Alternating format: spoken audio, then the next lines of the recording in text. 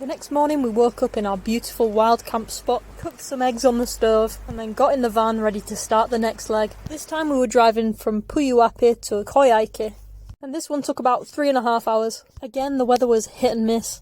One minute it was hammering it down, so we were glad to be inside the vehicle, and the next it was glorious sunshine, with some insane reflective views across the lake. And of course it's not Patagonia without your standard waterfall next to the main road.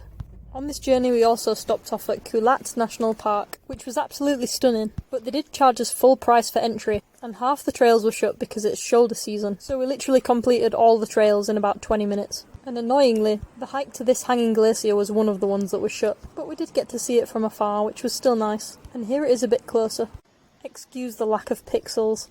After the glacier we continued round the trails, weaving in and out of rocks and stopping off at viewpoints along the way, including the Ventisquero River, which flows from the hanging glacier, and it's also got this cool hanging bridge that leads to one of the closed trails, of course. We continued on the journey, witnessing some absolute scenes en route, and it started feeling like proper Patagonia now. Then we stopped off again a bit further down the road. We've downloaded all trails, and it said there was a nice hike to do here. It turns out the bridge had broken to cross the river, and we weren't prepared to sacrifice our only pair of trainers, so we decided to continue on, where just a bit further down the road, there was this big waterfall. So we parked up and had a little walk to it, and it was literally just a minute's walk off the main road. And I honestly think we were the only people there for miles.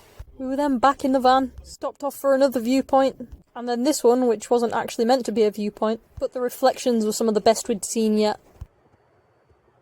Then stopped off for another smaller waterfall, then last but not least, another Kopek hot dog. Get in!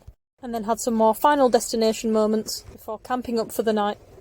After a half-decent sleep in a truck stop just outside the town centre, we had breakfast, got ourselves ready for the day, and took a drive over to Koyaike National Park.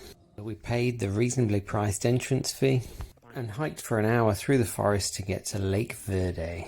We had a wander around the lake looking at all the native birds, rows upon rows of ginormous trees, and were blown away by the size of the massive pine cones. The weather that day was a little bit chilly, but there was no wind whatsoever. And as we walked out onto the boardwalk over the lake, we saw the opportunity for some fantastic reflecto images, which were so still it was hard to tell which way was up and which way was down. Beautifully demonstrated here by this recording technique from Beth, where even I'm a bit confused which part was the water. We finished our walk around the lake and started the hour-long hike back to the van, as it was time to continue with our journey south. Fortunately that day it was only a short drive, following Route 7 for an hour and a half until we reached the small town of Villa Sierra Castillo. Near the start of the route there was lots of waterfalls to see along the river Rio Simpson, and not long after this we were back in the snow-capped mountains of the Andes, where the rock formations were great to look at, but you did have to keep an eye out for livestock which seemed to be all over the road. Once we'd arrived in Sierra Castillo National Park, we took in the sights from the viewpoint, refueled the van, and treated ourselves to yet another hot dog. That morning we'd planned to go for a hike in Cerro Castillo, but it was proving difficult to do anything in shoulder season, because once again, the trail was closed. So we just had a little walk down one of the main roads instead. Then it was back to the drive-in, again made easier by some lovely views. And then the bad weather started again, with some strong winds.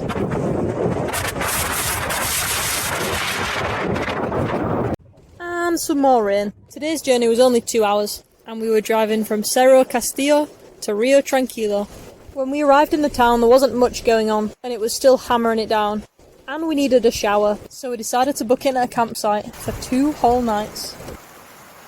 The next morning, after a nice hot shower in our campsite, we took a drive down to the shores of Lago General Carrera, put on as many layers and waterproofs as we could, and jumped on our boat, the Julieta, ready for a tour of the Chilean side of the lake.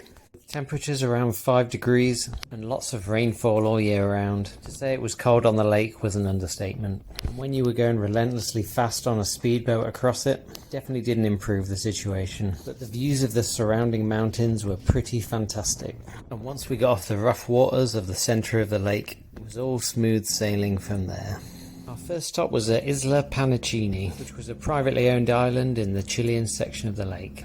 On this island you'll see a couple of abandoned mining boats, which were once used for exporting minerals from the local mines. But because this place is so in the middle of nowhere, getting rid of an unused ship is very difficult. So instead they've left it to rust away on the shoreline, as a reminder of the area's past and present mining history. We continued on round to the other side of the island, where we got our first glances of its famous marble cliffs.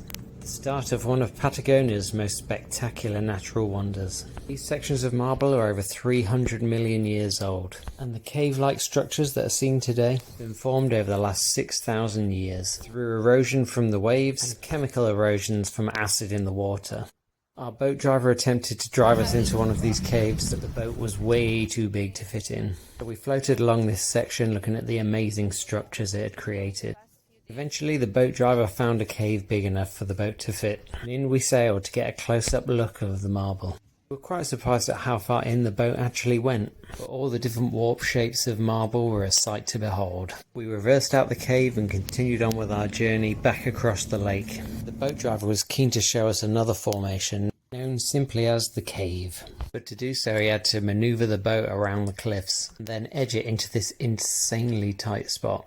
We thought the glacier water of the lake was blue outside, but once we entered the cave, the colours started really popping. After some awkward reversing manoeuvres to get the boat out, it was on to the Marble Cathedral.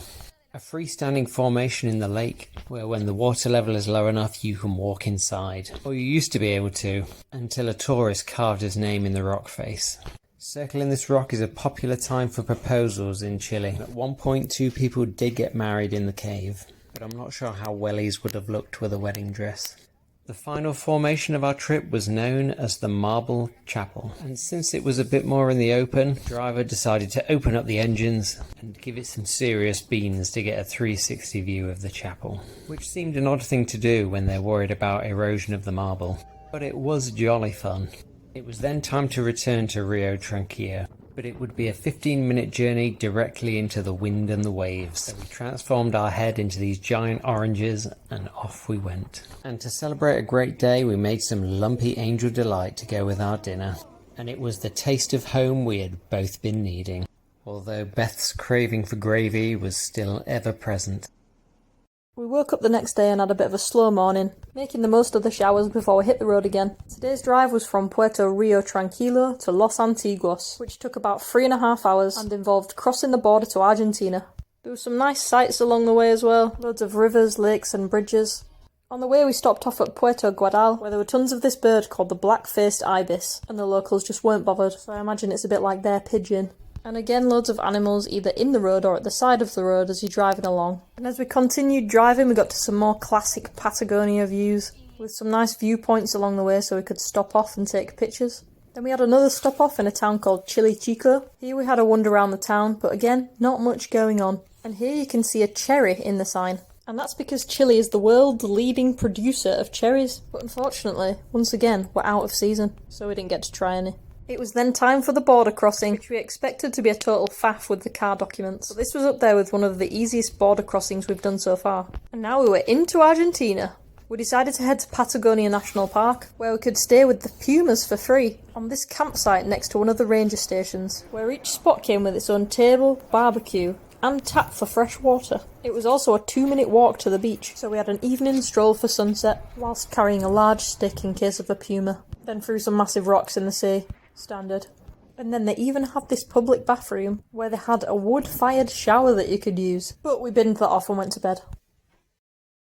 After a little breakfast and a coffee, it was time to hit the road for a long section of driving. A near enough 5-hour drive down Ruta 40, which was known as the Route 66 of Argentina. Stopped off in the town of Perito Moreno to get some supplies, and then we started our drives into the emptiness of Argentina, where within 15 minutes of starting the journey, we stopped off to watch a pack of condors eating a llama. After that, the roads continued as far as the eye could see, but not without an obscene amount of potholes en route. Fortunately, the famous Patagonian winds were not that strong today, and although our camper van did get blown around, we made it to our next destination safely, to be met with a surprisingly large amount of statues to the Falklands. We woke up in the town of Gobernador Gregores and didn't hang about because we got straight back on the road, and this time we were driving to somewhere called El Chalten. which is one of the most famous places to visit on the Argentinian side of Patagonia. And there are quite a lot of hikes to do there, so we were keen to get there early. And as you can see, the views going into the town were just unreal. And this weird shaped mountain here is called Fitzroy, which is actually the mountain used in the Patagonia brand logo. We carried on into the town, again passing more signage for the Falklands, and then stopped to fuel up in what could be the world's smallest petrol station. You have to fuel up at any opportunity down this way, because you could be driving 250 kilometres till the next one. When we got into the town, we wasted no time and got straight out on a hike. And this one was to Chorrillo del Salto, which is a huge waterfall. We passed some stunning views on the way, and the whole thing only took about an hour and a half. Literally starting in the town centre, and it even had a car park, so if you didn't want to walk, you could just drive to it. And then when we finally made it, there was only one other couple there. One of the few perks of being out of season. So we took some pictures and then headed back to town, where Jack had a burger and I had my first pint of real ale in 7 months. We then had a drive out to try and find a wild camping spot for the night, and there was another hike we wanted to do the next day, so we made sure it was halfway. And then we finally found a good spot that felt like it was in the middle of nowhere, surrounded by snow-capped mountains, and right next to a river, which made for a very peaceful but very cold night's sleep. We woke up the next morning, the actual ice crystals along the whole roof of the van, and we knew from that it was going to be very hard to get out of bed. But after a solid 20-minute blast from the car heaters, up and having breakfast looking at the beautiful views out the front. Unlucky for us, there was no toilets around. If you needed a poo, you had to wander over the hill and do it in a bag. If you were looking for top views while having a violent bowel movement, these were without doubt some of the finest you could have. We were an hour outside the main town, and another 45 minutes journey to reach the Jumel Glacier. We will be hiking this morning. En route we saw this massive frozen lake, known as Laguna Condor, so clearly we had to stop and start throwing some rocks. Then we continued on the gravel roads through the mountains, taking in this waterfall called Salto del Anillo en route.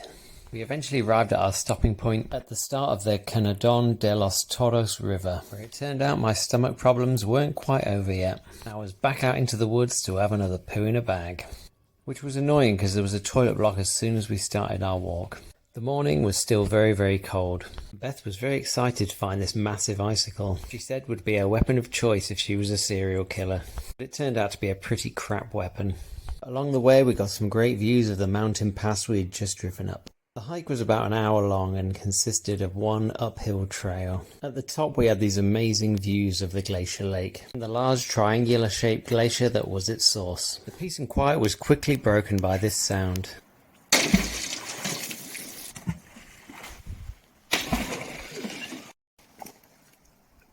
Or even better, a large piece of ice.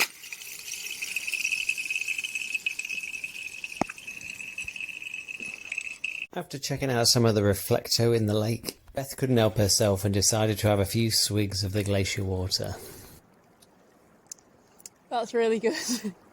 And she encouraged me to come over and give it a try myself, with no regard to the fact this would probably cause us to get diarrhea again. That's fresh. We decided that before we left, we would walk along the thin path at the side of the glacier, which was covered in snow but gave us these amazing views of the glacier and the lake below us. And with that it was time to walk back down and head back into town. Not before going down and checking out the main lake, which is a renowned border crossing for backpackers heading between Chile and Argentina on their way to CHILE 10 for the Fitzroy hike, which is cool, but not as cool as having your own camper van to get there.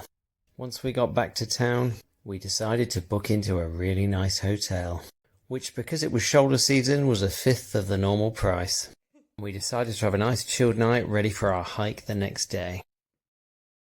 The next morning we were up early to celebrate Jack's birthday, woo! With, you guessed it, another hike, and this time we were doing the big boy hike. And what could be the best thing about travelling off-season is that the rangers don't show up to the kiosks, so you don't have to pay for your entry. And about 10 minutes into the walk we spotted this woodpecker, absolutely bashing the hell out of this tree.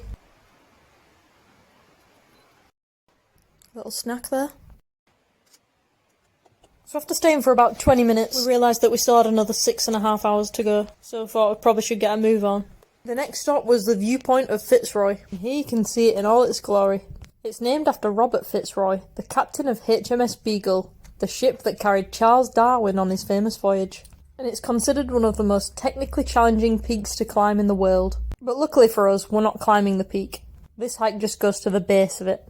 And you can see here that I'm wearing boots. Actual hiking boots for the first time on the trip. We've both only taken one pair of trainers, and I didn't want to ruin them, so I decided to hire some for a grand total of £4, along with one pole each, which turned out to be a good decision, because a lot of the path was still quite icy, especially as you were getting towards the top, where the views were getting better, and the temperature was getting colder. And then we hit the snow. Obviously I had to throw a snowball at Jack. Write a lovely message in the snow, and then jump in it. And do we look harder than nails walking around in our t-shirts? Yeah, because we are. But honestly, it didn't actually feel that cold up there. But we'd finally made it to the base of Fitzroy, and here it is in all its glory, with the lake at the bottom completely frozen and covered in snow. So we stopped here for about half an hour to take it all in, take some pictures and have some lunch. Which was, you guessed it, another tuna sandwich. And while we were sitting down having a rest, we were joined by this crested caracara, which looks a bit like a long-legged eagle, but behaves like a vulture, searching for sandwich crumbs, but it's actually part of the falcon family. After a while we did start to feel the cold, even though still really hard, so we started to head back down the mountain, but the last section coming up was quite steep and slippy, so we decided to don the crampon, and I do say crampon, singular, because we were too tight to rent 2 pairs, so we just used one each. Which I thought was quite easy to use, but Jack fell over about 9 times, so then just started skipping down the mountain. We headed back a slightly different way, and en route found this little bench to sit at, right next to a big lake where we got to freshen up a little bit, and take in yet another viewpoint of Fitzroy. And this time on the way back there were 2 woodpeckers, making an absolute racket. Now I understand the Woody the Woodpecker noise.